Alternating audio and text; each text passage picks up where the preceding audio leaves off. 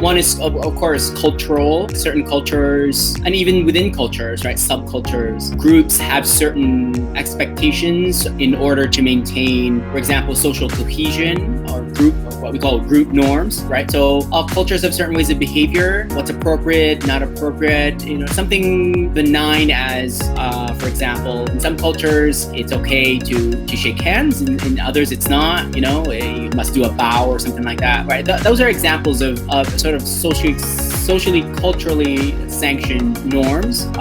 Another is, the family is a social unit, right? It's a social group. And so I'm sure each of us have sort of certain norms within families. We're expected to behave in certain ways. That's not to say that it's necessarily unique to all families, but we certainly have certain expectations, certain norms within families. So for example, this is a stereotype, probably an unfair one, but I think in Filipino culture, for instance, the oldest sibling tends to take care of the younger siblings, not just in a brotherly, sisterly way. It's very parentified, like they're the alternate parent, if you will. Again, just to highlight, within subcultures, for example, I'm sure there are certain cliques at your school. I realize you probably haven't been in school in a while, but as you know, there are cliques in schools. Those have social norms, right? The stereotypes of like the popular kids, the athletic kids, the RC kids, the geeks, all these kinds of things. All those have social norms. The ways in which you are expected to behave if you belong in that group, and well, quite frankly,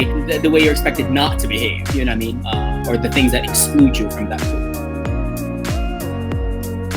Of course, because there's an element of cohesion, there's an element of safety. This is an extreme example, but as a general rule, societies expect that you don't kill people. That's probably not a good idea, right? So I think that's a pretty common norm in many cultures, that you don't hurt other people, you don't inflict bodily harm on people. That's just not a moral thing. There's certainly a moral element to that, but a society, a community cannot survive if you sort of end up killing each other. There's an element of survival, cohesion, but not only that, these social norms are important to the group to ensure that you are one with the group should there be conflict with another group. In that sense, social norms are definitely almost expected, required for you in order to behave in a particular way within a given group. Right, you mentioned, sir, that social norms kind of just like pile on each other. Do you think that there's like a way to not really completely change, but at least try to change the social norm itself? Young people such as yourselves, you're certainly a driver of that engine, if you will, of dismantling traditional social norms, and that's a good thing. But we say that almost in a hopeful way, and I think that's good. but the reality is, many young Filipinos, such as yourselves, are not in schools that you are in. In other words, many are in rural areas, many are in communities that are not exposed to the same things that you are. And therefore, yes, they're young, but it doesn't mean the more liberal, open ideas are there for them, or at least have the opportunity to learn more about, because that's not where their priorities are, right? They're probably working at a very young age, because their families demanded it of them. So we often, I think, make the mistake placing too much emphasis on the role of youth in terms of changing social norms, when the majority of Filipino youth, I think, are actually not in that position. So it's a longer term project, if you will. So young people should be in school. School is good for learning different ideas.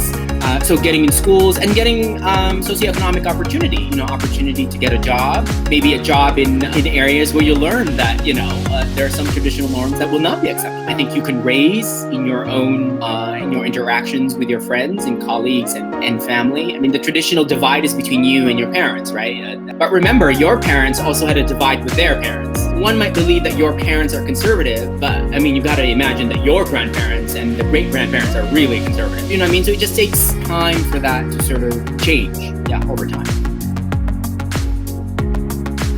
Naturally speaking, if there's sort of an element of group thing, right, there's an element of social cohesion. People who don't fit that, whether it's perceived by the individual or perceived by the group, oh, that this person is doing something we don't like or doesn't fit with whatever we want him or her to do.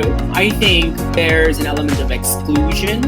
There's an element of being shunned, from the group. And for the individual, there's also an element of lack of belongingness, right? That there's a lack of I don't belong to this group. I mean, regardless of the level of groupthink in any society or in any community, we all want to be part of groups. I mean, it's a good thing to be in groups, right? It's good to have friends. It's good to have good colleagues, and it's good to have good classmates. It's good to have coworkers. It's good to be part of a group. So when you're excluded, that kind of sucks, right? I mean, psychologically, emotionally, you can feel unhealthy. And so for the individual, you feel more stress, you feel more pressure. Like, do I conform to that group? Do I change who I am or parts of who I am in order to fit whatever the group norm is? But on the other hand, it's also an opportunity, and this depends on individual level as well. Like, I don't fit into this group, who cares? Let me do my own thing. Let me thrive in a different way. I mean, to be sure, you're not the only one being excluded, I'm sure. The opportunity there is to find other people who are excluded like you and form your own sort of community in order to maximize your own psychological and emotional well-being.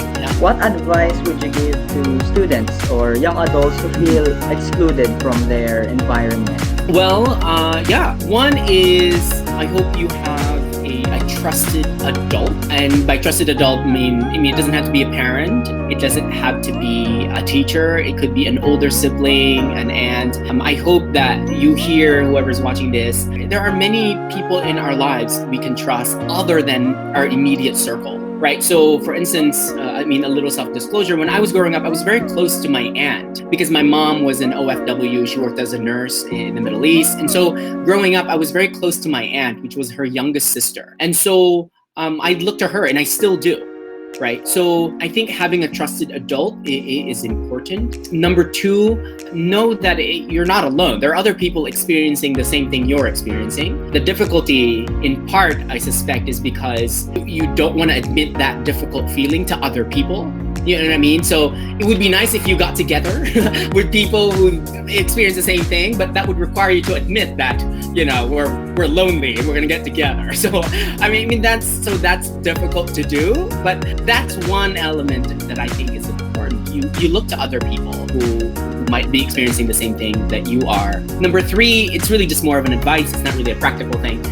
Really more of an advice, and it's biased, but this is what I do. I like that I don't necessarily fit into a particular group because the ability to be fluid across different groups is a sign of good emotional intelligence. Yes, you belong to a particular, you might ascribe to a particular kind of subgroup, for instance, right? This is just very stereotyped. But for instance, if you're like the nerdy kid who always studies or whatever, right? You're like the geek or whatever, that's fine. But the geek who's able to hang out with like the jock, with like the popular kids, or the geek who's able to talk to the athletes, to the weird kids on campus, like your ability to cross groups, even just in an interpersonal way, is a sign of very good emotional intelligence, right? Because you're ascribed to a particular group, but you're able to navigate different parts of the world, right? And which is very good as you get older, right? Because as you get older, you will realize that there are many other groups. That means you get to be exposed to different opportunities to learn about the ways in which other people live that might be different than yours. And to me, that's always a valuable thing to experience.